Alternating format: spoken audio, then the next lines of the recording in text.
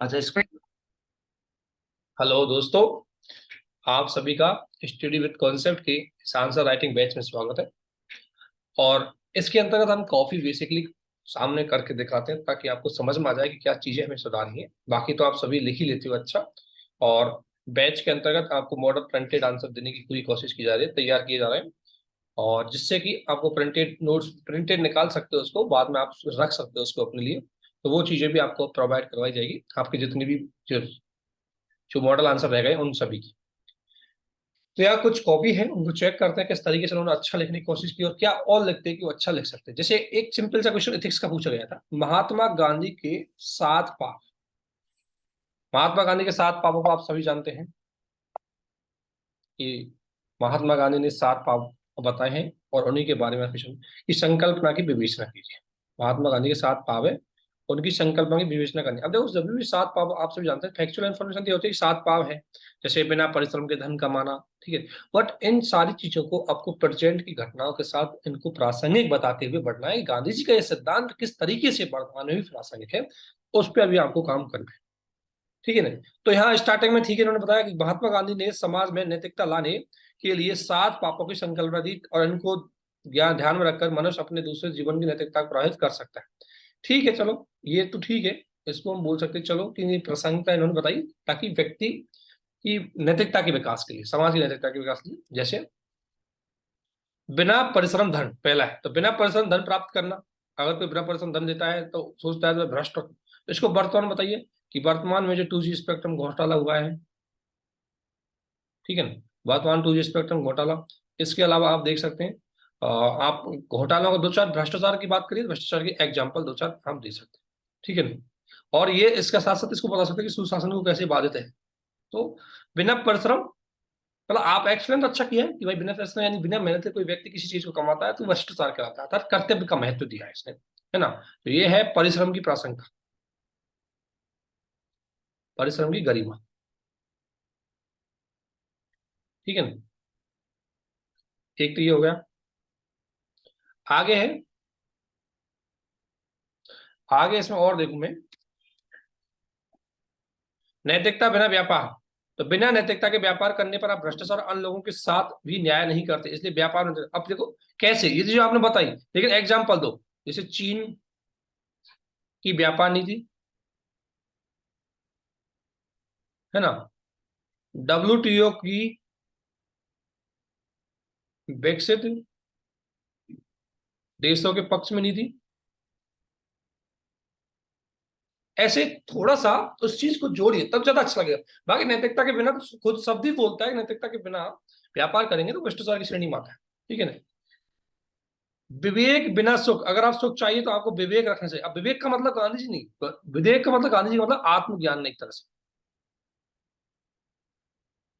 एवं आत्मसंतुष्टि,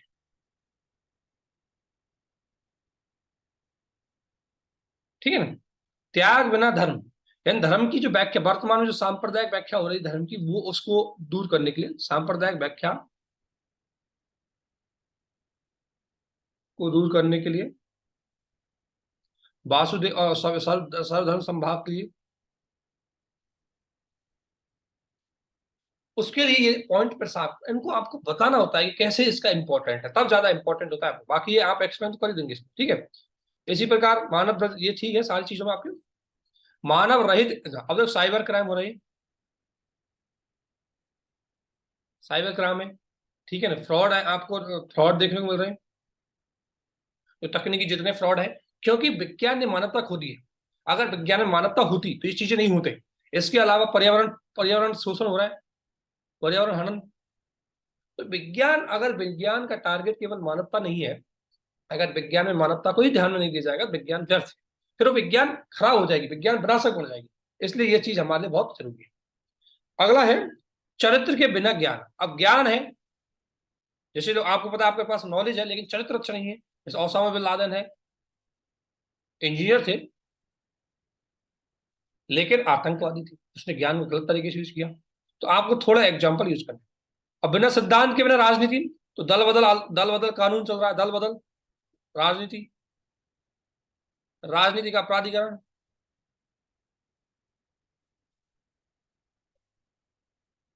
ठीक है ना। तो ये चीजें आपको एग्जाम्पल में जोड़नी पड़ेगी, ठीक है ना, ये आपको जोड़नी पड़ेगी। प्रयास अच्छा है आपका वैसे,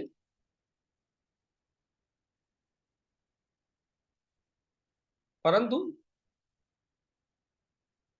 एग्जाम्पल देकर इनकी प्रासंगिकता बताओ, ठीक है, तब जाके आपके अच्छे नंबर इसमें और आ सकते हैं। ये चीज आपको याद रखनी है,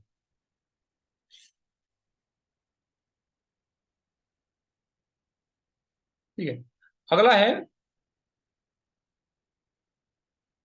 अगला सर GS 3 में से क्वेश्चन लिखा गया GS 3 के अंतर्गत से कि अनुबंध खेती किसानों के विकास का मुख्य धारा में ला जा सकती है, यानी कॉन्ट्रैक्ट फार्मिंग की बात है, किंतु भारतीय इसके लिए अभी पूरी तरह तैयार नहीं है।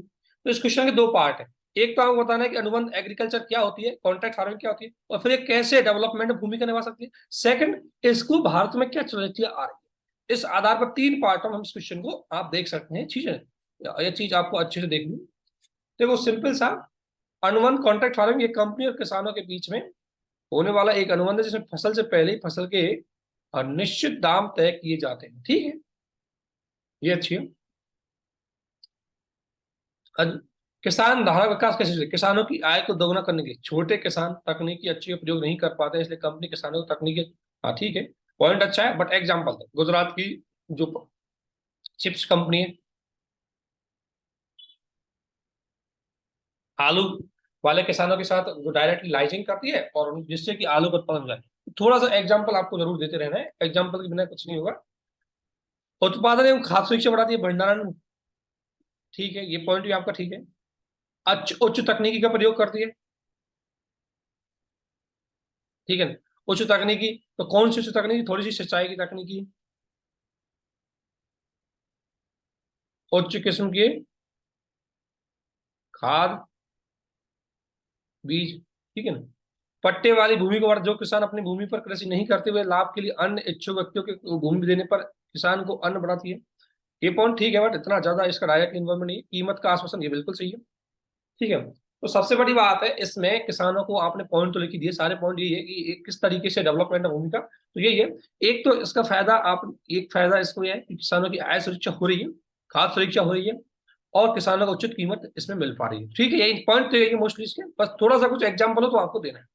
लेकिन भारतीय अभी भी इसके लिए तैयार नहीं है, ये बात सही है आपकी, क्योंकि जब कंपनी सभी किसानों को अनुबंध करेगी तो एक साथ एक समय बाद वो अपनी मनचाही कीमत, मतलब कंपनी एकाधिकार बढ़ेगा। थोड़ा कीवर्ड चेंज कर दिया करो, एक अधिकार बढ़ेगा। इसमें एक एग्जांपल है गुजरात की कंपनी का, मैं भूल गया उसको, देखो गुजरात में एक कंपनी है, उसका एग्जाम्पल एग्जाम्पल जरूर दो इसको, ठीक है,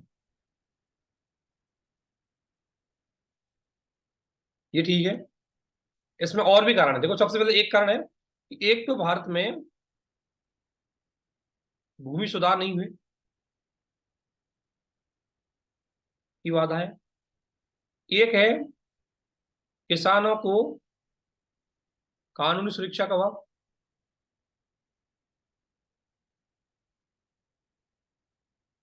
ठीक है ना। एक पॉइंट और लिख सकते हैं, किसान सूचनाओं की कमी, भाई बाजार की सूचनाओं की कमी है तो अच्छे से एग्रीमेंट नहीं हो पाएगा, ठीक है। और लघु एवं सीमांत किसान,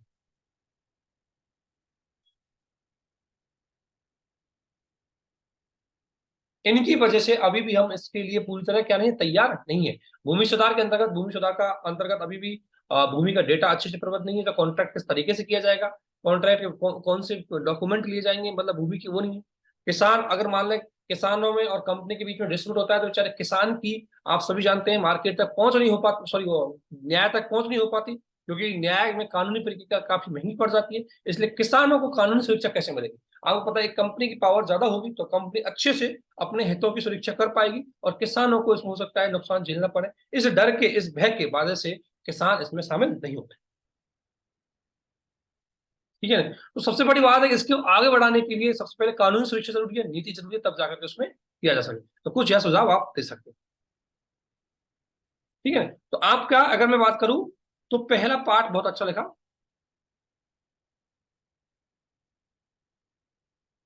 ना, केस स्टडी एग्जांपल दो, कुछ case study successful case study example दो। गूगल पर सर्च करोगे सारे केस स्टडी एग्जांपल मिल जाएंगे। दूसरे पार्ट को थोड़ा इंप्रूवमेंट करो, क्योंकि मेन क्वेश्चन उसी पे, फोकस उसी पे ध्यान रखना।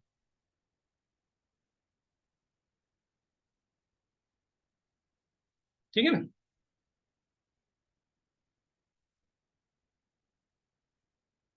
ये हो गया। अगला क्वेश्चन देखते हैं।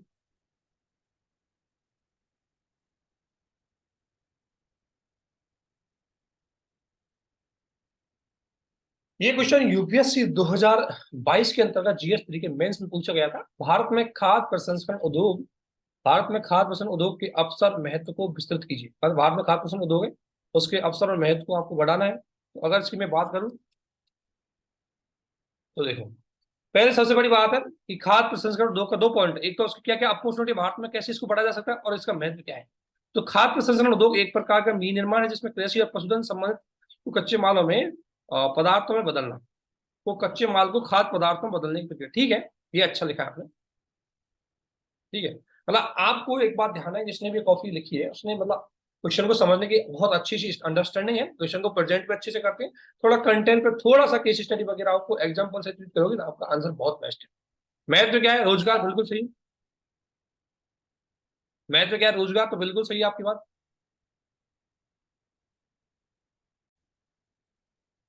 ठीक है? और रोजगार जब आप दे रहे हो तो यहाँ डेटा लगे, हमने शेयर किया हुआ है मॉडल आंसर में डेटा आपको। ठीक है, खाद्य सुरक्षा, मतलब महत्व क्या है खाद्य सुरक्षा के लिए। तो खाद्य सुरक्षा देखो, अब एक तो एक काम हमेशा रखना, आपने पहले अफसर बताना चाहिए। देखो यहाँ अगर अफसर पूछा है तो कोशिश करो आप अफसर ही बताओ, महत्व बाद में बता दो। ठीक है ना, ये चीज थोड़ा सा ध्यान रखना, लेकिन कोई दिक्कत नहीं, आप महत्व पहले बता रहे हो उसको, लेकिन कोशिश करना यदि हो पाए। तो खाद्य सुरक्षा कैसे, तो खाद्य सुरक्षा स्टोरेज अन्य कमी को दूर करना लगे। तो एक सबसे बड़ी बात है कि आप खाद्य सुरक्षा लिख रहे हो, तो इसमें ये लिखना कि पोषणता बढ़ाने में, इसमें फूड फोर्टिफिकेशन आपने सुना होगा। ठीक है ना, उसके माध्यम से उत्पादन क्षमता, ठीक है, ये अच्छा पॉइंट है। गुणवत्तापूर्ण उत्पादन, अगर बेहतर जीवन उत्पादन करने के लिए, तो पोषण को दूर करने के लिए, ठीक है। निर्यात को बढ़ाने में, अब निर्यात में इसका रोल बताइए, इसकी भूमिका बताइए, डेटा लिखिए। ठीक है, इसके बाद आता है अवसर, पर्याप्त कच्चा माल। तो भारत देखो खाद्यान्न उत्पादन में सर्वाधिक, खाद्यान्न उत्पादन लगभग 330 मिलियन टन टन था, ये 2021 का डेटा है सर। उत्पादन ये दूध और उनमें दूध दूध दुग्ध उत्पादन में प्रथम है। तो आपको थोड़ा डेटा लिखना है थोड़ा सा, ठीक है ना। रोजगार के अवसर, भाई श्रम की जनसंख्या के लाभांश है, इसलिए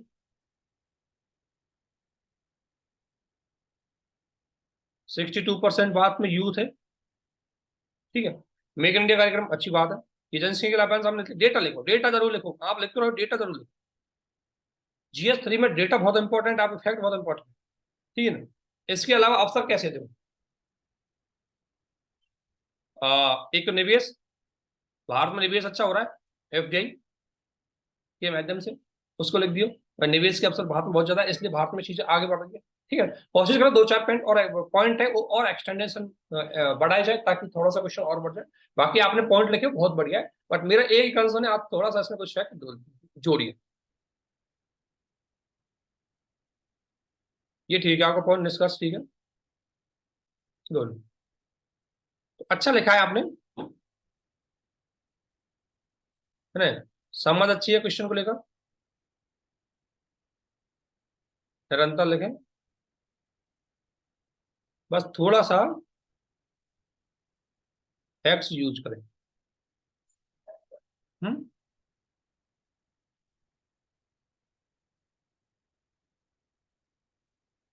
अगले कॉपी देखते हैं।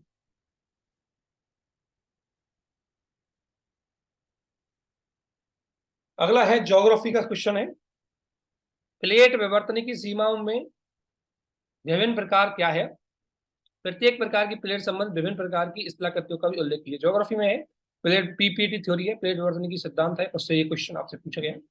तो प्लेट विवर्तन की पृथ्वी की बहुत सारी छोटी प्लेटें विभाजित है और वे प्लेटें निरंतर गतिशील है। ये पॉइंट ठीक है, अच्छा लिखा है।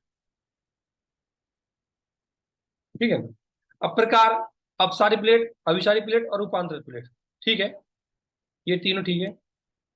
अब देखो, ये देखो आपने ये लिखा है। अब इसमें देखो चित्र, थोड़ा सा कोशिश करो कि चित्र के माध्यम से समझाओ।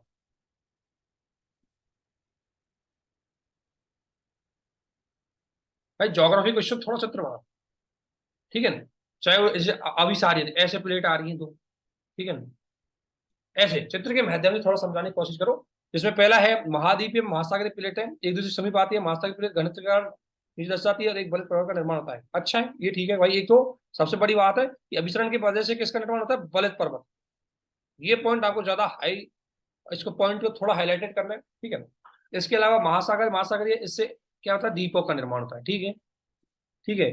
और महाद्वीपीय महाद्वीपीय प्लेट है, इससे हिमालय का निर्माण होता है। आपको थोड़ा सा देखना है क्योंकि क्वेश्चन ने पूछा है कि अभिसरण कैसे होता है, इनसे इस करके का निर्माण कैसे होता है। तो आप इसमें बता सकती है। अगर आप चाहो तो इसमें एक क्या कर सकते हैं कि डायरेक्टली इसे बताने के चक्कर में आप दूसरी तरीके से बता सकते हो इसमें कि भाई इससे एक तो बलित पर्वत का निर्माण होता है, बलित पर्वतों का निर्माण होता है। और उसमें बताओ कैसे, वो फिर आप यहां बता सकते हो भाई महाद्वीपीय महाद्वीपीय प्लेटें जब टकराती है तो बलित पर्वतों का निर्माण होता है। ठीक है ना। तो ये चीज आपको पता है, ये आपको ठीक है, लेकिन इनको ज्यादा इम्फिसाइज करना है, इनको ज्यादा विस्तार देना है, इनको ज्यादा फोकस देना है। ये पूछे उसने। ठीक है, बाकी आपने सही लिखा है, ये सही है। ठीक है, ये सारे पॉइंट सही लिखे। ठीक है। ये अब इसमें एक काम करना है, मैं आपसे ये कहूंगा, अच्छा लिखा है लिखने दो, है ना। कोशिश करो मैपिंग यूज करो, ज्योग्राफी में एक तो मैपिंग दिखाई दो, है ना। कुछ स्केच बना दो, चित्र बना दो। ठीक है। और क्वेश्चन में इस तरह कृतियों पर ज्यादा फोकस करो, ज्यादा फोकस करो कि क्वेश्चन की वही डिमांड है। ठीक है।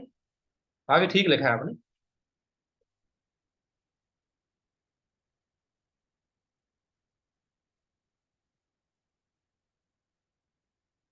अगला है भूकंप। ये भी ज्योग्राफी का क्वेश्चन है। तो भूकंप को परिभाषित करते हुए इसकी उत्पत्ति के कारणों की व्याख्या कीजिए। भूकंप को परिभाषित करते हुए, तो इंट्रोडक्शन में जस्ट भूकंप को डिफाइन कर दो कि भूकंप एक भूगर्भिक प्राकृतिक घटना है। ध्यान रखना, लिखना है भूकंप एक भूगर्भिक, ध्यान, ये एक भूगर्भिक है। थोड़ा ज्योग्राफी कीवर्ड यूज किया करो। भूकंप एक भूगर्भिक घटना है जो पृथ्वी के आंतरिक भाग में विभिन्न कारकों की वजह से उत्पन्न ऊर्जा की धरातल ये अभिव्यक्ति हो जाती है, तो उसको कंपन, जिसकी वजह से कंपन उत्पन्न होता है, उसकी वजह तो थोड़ा सा एक काम करो, इसकी परिभाषा को अच्छे से करो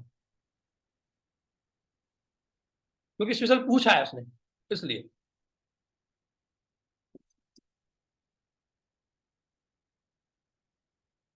ठीक है ना। और जो आता है उत्पत्ति कारण, प्राकृतिक कारण, मानव कारण, अन्य कारण। ठीक है, प्राकृतिक कारण ज्वालामुखी, गुड, अच्छा पॉइंट है। प्लेट विवर्तन की हो गई। प्लेट विवर्तन का एग्जाम्पल, प्लेट विवर्तन में हिमालय भूकंप। ठीक है। जापान भूकंप। ठीक है। अभी आया, अभी एक सबसे बड़ी बात है, अभी आया आपका तुर्की में भूकंप। ये सब किसकी वजह से? प्लेट टेक्टोनिक सिद्धांत की वजह से। गैसों का फैलाव। ठीक है, इनको थोड़ा छोटा कर सकते हो एक्सपेंड को, भ्रंश वलन के कारण। तो इसका एग्जांपल दो, हिमालय का गुड। और महत्वपूर्ण कीवर्ड है, उनको हाईलाइट कर थोड़ा सा। मानव के कारण परमाणु भूकंप, देखो बांध निर्माण, खनन कार्य, इनकी वजह से भी क्या आता है, एग्जाम्पल दे सकते हो। ये एक महाराष्ट्र का भूकंप का नाम याद नहीं आ रहा, वो आया आपका बांध निर्माण। ठीक है ना, उसको दो। और यहाँ आप दिखाओ भूकंप प्रबंधन।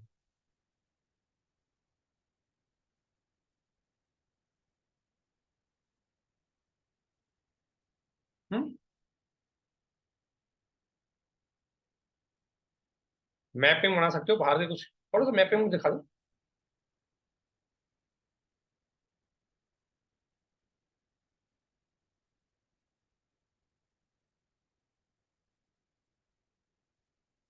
अब एक और क्वेश्चन है, ये केस स्टडी है, किससे संबंधित है? नीला एक दूरस्थ। अच्छा हाँ, ये केस स्टडी है। जब भी आप कोई केस स्टडी बता रहे हो, तो ये बेसिकली एक केस स्टडी थी आदिवासी क्षेत्र के डेवलपमेंट के लिए अंतर्गत।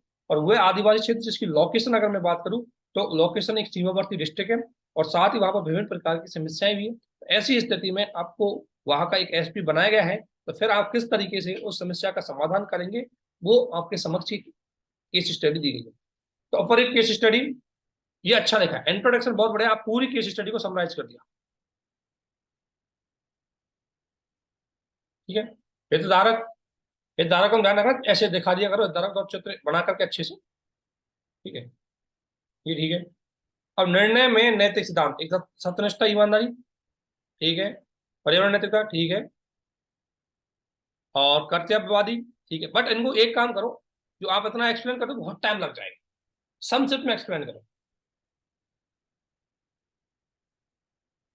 क्योंकि इसमें बहुत टाइम लग जाएगा। हमें मेन फोकस इसी कार्रवाई पे करना है।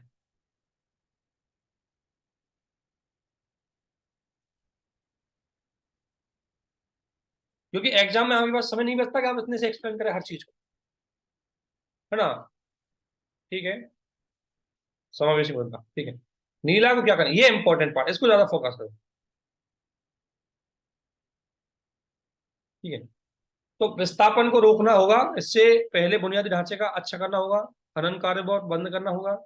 और देखो अब ये कोई भी समस्या का समाधान ये नहीं, देखो अब माइनिंग हम नहीं रोक सकते, माइनिंग हमारे डेवलपमेंट के लिए बहुत जरूरी है, लेकिन माइनिंग भी होती रहे और लोगों की आजीविका भी सुरक्षित हो, ऐसा समाधान आपको देना है।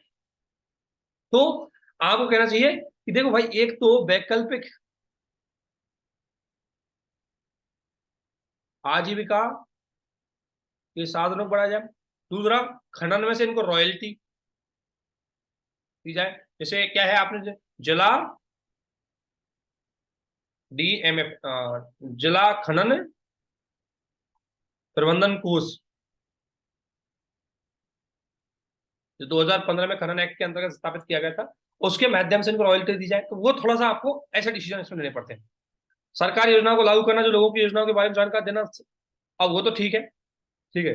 इसके बाद निगम भ्रष्टाचार, ये भी ठीक है। महिला आदिवासियों को रोजगार देना, ये भी ठीक है। देखो आपको ध्यान रखना, ऐसी जब भी कार्रवाई करनी है, कार्रवाई के दो आधार पर करो। अच्छा लिखा है पॉइंट आपने, लेकिन इसको थोड़ा कार्रवाई दो आधार पर करो। एक करो तुरंत तत्कालीन,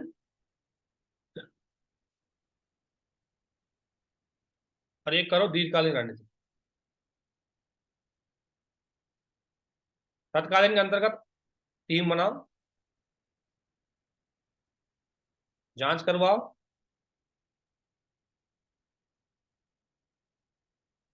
आरोपितों को सजा दिलाओ। दीर्घकालीन में क्या है, विकास की रणनीति, आजीविका की, सतत विकास की, खनन प्रबंधन की, ठीक है ना। और जो भी समस्या का समाधान के लिए, उस तरीके से आपको जब भी कार्रवाई बताई जाए केस स्टडी के अंतर्गत, आपको दोनों रणनीतियों को ध्यान में रख के ही बताना चाहिए। और जो भी डिसीजन बताओ, थोड़ा बैलेंसिंग होना चाहिए। ऐसा नहीं कि आप एक चीज को बंद करवा रहे हो दूसरे को करवा रहे हो, ऐसा नहीं। आप भाई खनन बंद कर दो, वन को काटना बंद कर दो, ये पॉसिबल नहीं। हमारे डेवलपमेंट का वो भी एक हिस्सा है, तो उनको हम नहीं कर सकते, इसलिए आपको थोड़ा सा ध्यान रखना पड़ेगा। निष्कर्ष आपने थोड़ा अच्छा लिखा है, निष्कर्ष थोड़ा अच्छा है। और सबसे बढ़िया है नेहरू जी के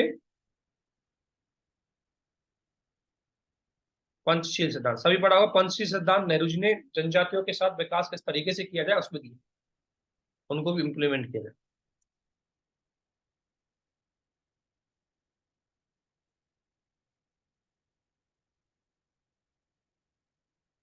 हम्म। तो अच्छा लिखा है।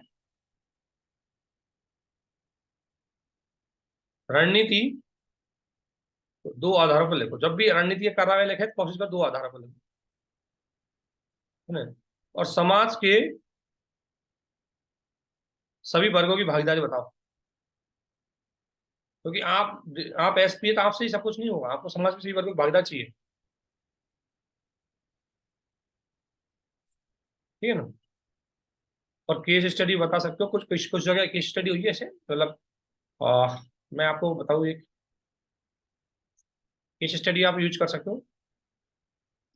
एक इंडियन फॉरेस्ट ऑफिसर थे, नाम था उसका, वो झारखंड में थे, जिन्होंने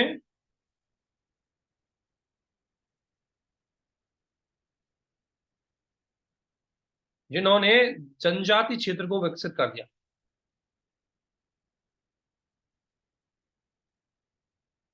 क्षेत्र को पर्यटक केंद्र के रूप में,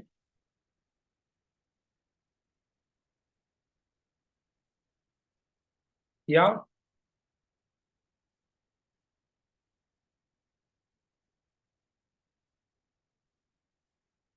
कुछ केस स्टडी आप यूज कर सकते हो।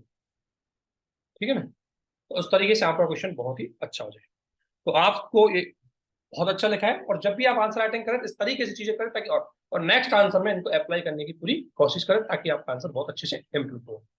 तो आप सभी को हमारे साथ बने रहने के लिए बहुत बहुत धन्यवाद। Thank you. और इसमें आंसर राइटिंग को लेकर के हमारे द्वारा आप जल्दी ही एक बैच और लॉन्च किया जाएगा, जिसमें आपको मॉडल आंसर भी दिए जाएंगे, जिसके अंतर्गत आपको जीएस 1 2 3 4 5 के 50 क्वेश्चन ऐसी तरीके से पर डे सॉल्व, और पर डे आपको 2 क्वेश्चन, वीक में 5 डे क्वेश्चन दिए जाएंगे। वीकेंड पे हो सकता है आपको अगर किसी प्रकार कोई डाउट है तो आप लाइव डिस्कशन कर सकते हो।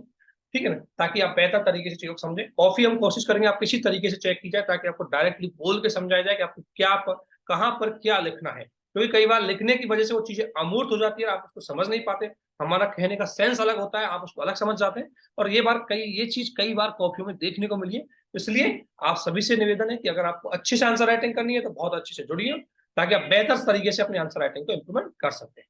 आप सभी को हमारे साथ बने रहने के लिए बहुत बहुत धन्यवाद। Thank you.